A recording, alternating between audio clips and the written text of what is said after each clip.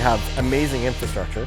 We have tremendous community support from the community of Cartwright. 2,200 meters, 7 holes, and we hit mineralization on every single hole. We've already confirmed that it is a large mineralized intrusion. You've got your romanticized age of exploration still, and Critical Minerals is bringing that back to Canada.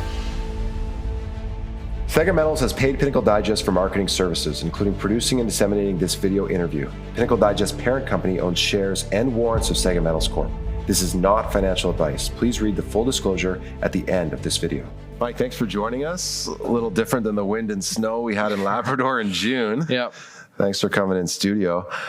For those who missed our first video, can you just give investors, an update on, what you do for Saga Metals and the status of the Radar Titanium project? Yeah, you bet. So I work as kind of the geologist of Saga Metals, if you will, and our updates on the Radar project going back to winter of last year was, we proof of concept. We drilled maiden drill program on the Radar project, which was pretty exciting, and even more exciting were the results that we garnered from that. Proof of concept, we proved that the oxide layering was there. We proved that it was extensive. We proved that the grades were exactly what we wanted them to be in some cases even better. And we've been able to build off of that. So obviously precious metals are very hot these days. Gold and silver are making new all-time highs. It feels like every day they're making new highs today. Titanium and vanadium, a little more niche, not exactly household names. Why should investors be paying attention to these critical minerals? I think the reason investors should be paying attention to it is because those that have paid attention to titanium vanadium right now are those who dominate the markets. And that's China, Russia, Australia, South Africa. They've paid attention to titanium vanadium now for the last 25, 30 years. And they now dominate the markets. Canada has the potential to change that. So you've completed your first drill program at Radar earlier this year.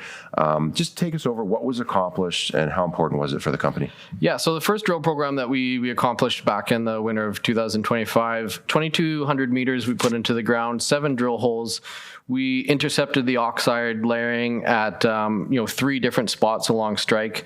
We proved out our width of our zones, in some instances almost 300 meters width of oxide layering, which is pretty exciting, especially because geochemically we've been able to prove that those are homogeneous results through that. So we're not getting a lot of complicated, diverse layers or phases. Geochemically, they're the same. So great width, proof of concept, and that was now the framework of that. We've drilled 1/40th of our 20-kilometer inferred strike right now. So most of the work has been done at the Hawkeye zone.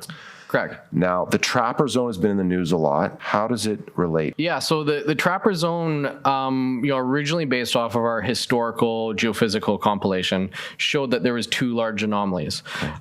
We had guys in the field this summer running ground geophysics, exact same thing we did at Hawkeye zone, proving that it's not just 2 anomalies, that's actually one long anomaly, which is very, very important for a couple of reasons. One, it's proved that our historical compilation, again, was true and accurate. The exact same spots that it showed these anomalies were there. We've been able to prove that it is real, geophysics and trenching and surface samples.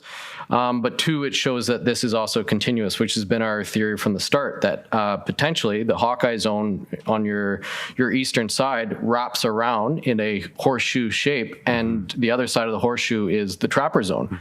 Being able to prove that is real is very, very significant, because that accounts for, I believe, just shy of about 16 kilometers of what we believe to be 20 or plus 20 kilometers of what this strike actually could be. So you've been doing work on the project. What's the latest? Where does it stand?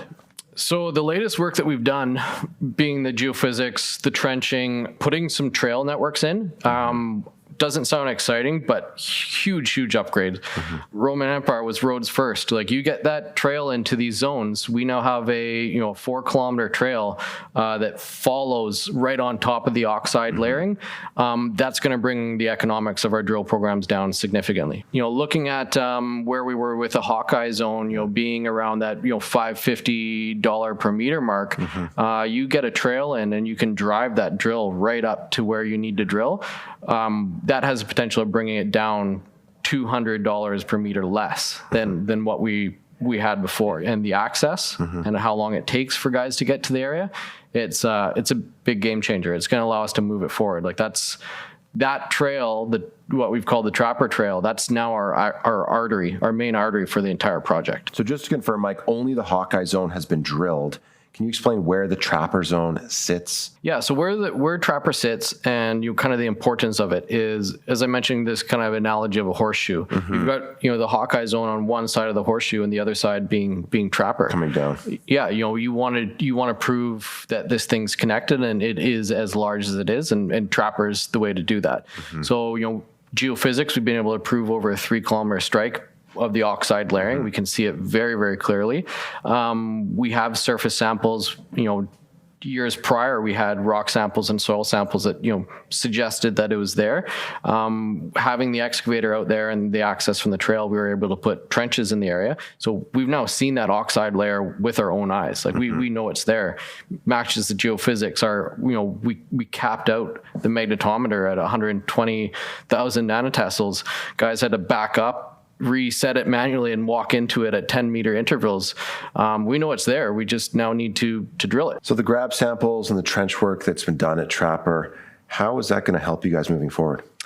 The surface samples, the trenching that we did this past summer at the Trapper Zone is really building off of what we learned and obtained from the Hawkeye Zone.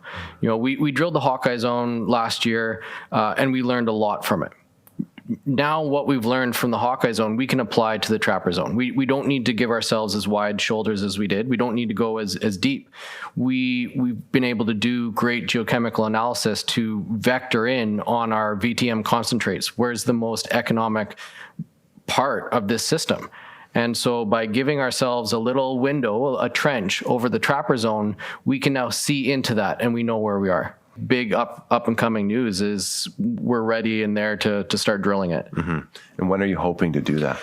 I think, great would be a early November start. Get there before the snow falling. The ground is hard.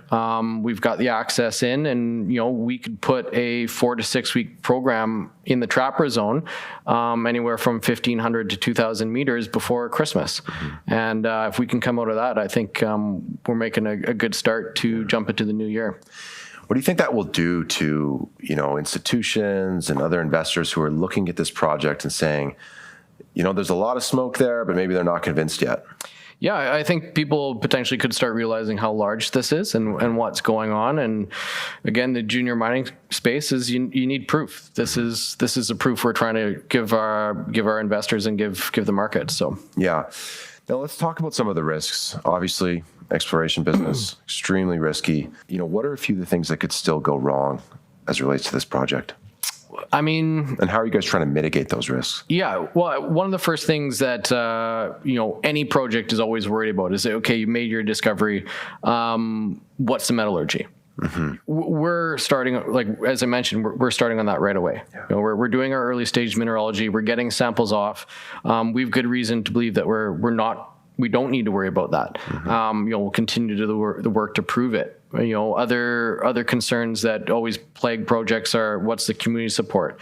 Again, not something that we're worried about at the moment. I think we've got great community support. We're in a top tier jurisdiction. Yeah, we met with the mayor in June while we were there. Yeah, no, exactly. I think that's an important conversation. And there are always risks. There's market risks. There's capital risk.